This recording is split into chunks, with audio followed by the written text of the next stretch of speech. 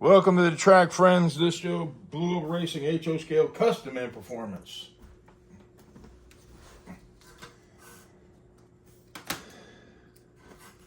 Yesterday's video, the Tomy Super G Plus that had the Marchand can motor armature in it. And I also put in the Spec Racer Pro 4 motor magnets. They're gone. The Marchand armature, it's gone. I went and put back in the Tomy motor magnets. Now, when I picked the motor magnets and the traction magnets, I went through a bundle of them that I had laying around. I picked the best pairs for the motor and the traction magnet when I originally did the build with the Marchand armature. Now I have the factory stock 6-ohm Tomy armature back in the car, one that would have originally came in the Super G Plus. I took the end bell, the factory end bell is gone. I took a brand new Gen 4, massaged the daylights out of it. I don't think you could tweak it. I don't think the best tweaker in the universe could tweak it any better. I'm not bragging, but I really tweaked the daylights out of it because it shows it running around the track. That's what I did. So, factory motor, factory 2-dot traction, factory armature, Viper rear end, Razor front end, and Viper Gen 4 end bell that had the daylights massaged out of it. Let's go ahead and run it.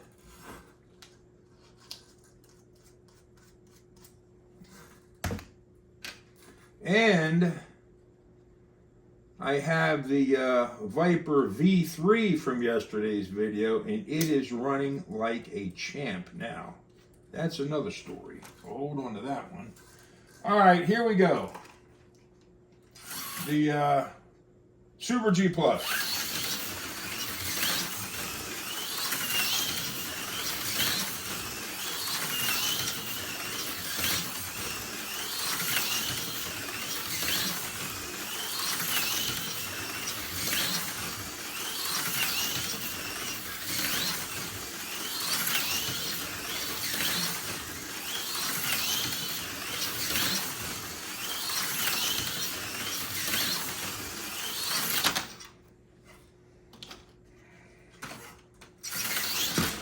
Ooh.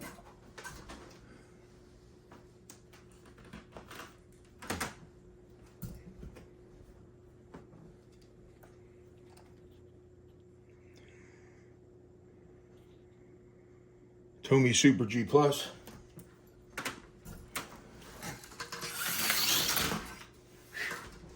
Had hooked and picked that car up right off the track. Them tires hooked.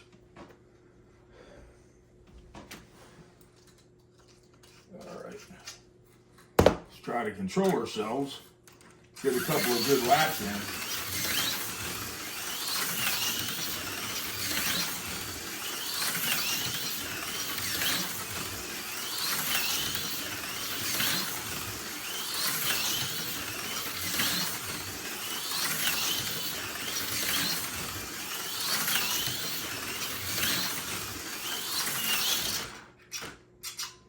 I thought I was going to fall back down right on the lane and continue going. I missed.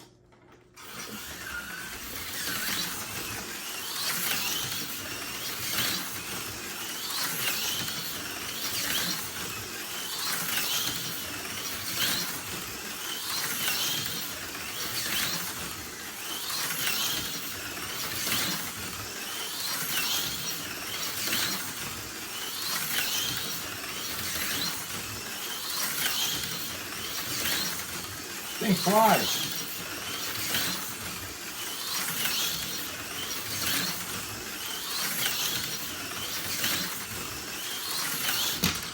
You tweak that end bell just right. You hit that sweet honey hole spot, or the sweet spot, whatever. She flies. Now, the Viper V3 chassis that ran like a dud yesterday. I took that doggone thing back apart.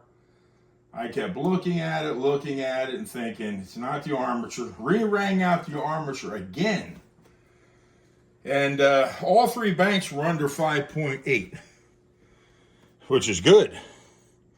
Pickup's a little dirty. I've been running it around, testing it. Took it apart.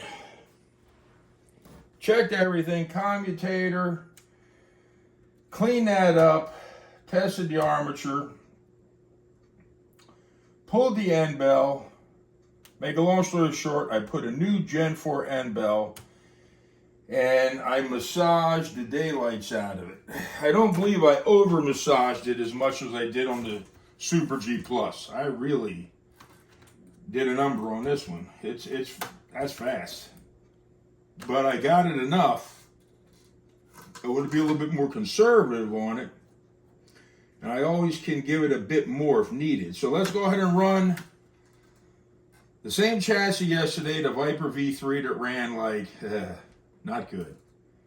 It's like night and day now. Let's go ahead and run it.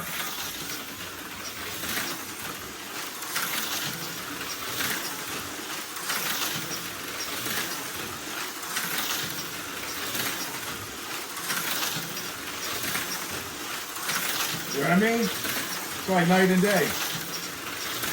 This is how it should run, right here. That's running as good as a championship car right there, baby.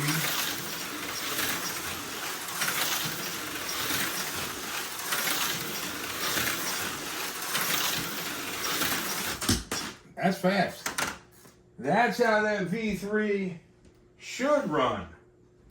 Right there, baby. Please, baby, please. Yes, indeed, I guarantee. Like I said, new Gen 4 end bell. I did the Blue Oval Racing touch on this one also. And it shows it how it's running. Runs very well. I'll take her for a few more laps. Now, both traction magnets are in the high downforce position.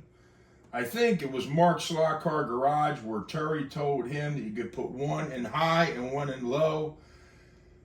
I was going to try that next if the car did not run like it's running now after I did after I did a little Blue Oval Racing magic touch to it, which it had prior to doing the transformation from the V1 to the V3. That's why I couldn't figure out what the heck happened. Must have been just the right timing where that end bell was getting ready to go down the drain, right down the toilet, I'm guessing. And all of a sudden, when I swapped it over, it took a crap on me, basically, in one sense. Maybe that wasn't a good example, but you can see how it runs now. With the new end bell, with the Blue Oval Racing magical touch. Basically bent the dickens out of the arms where the brushes are. Here we go.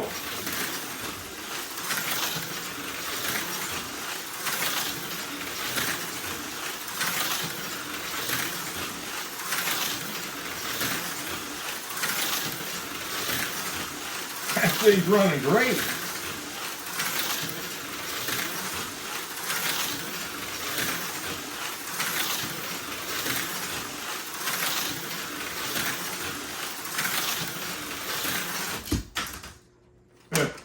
It's running beautiful. It really is. And the effort as far as driving the car, it's a lot less effort than the V1 chassis. You can really drive this thing further into the corners before letting off. Like when you're approaching the corner to where you would normally let off the trigger in a V1 compared to the V3. Total different way to handle it.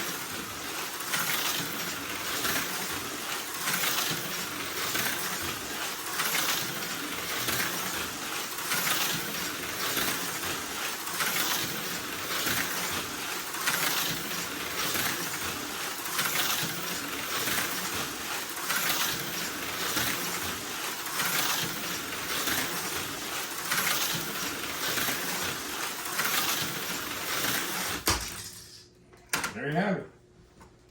The all-new Viper V3 chassis I built. And I couldn't be happier with it now. No sirree, I guarantee. And, well, that's it for this video. I just wanted to do an update on the Viper V3 and the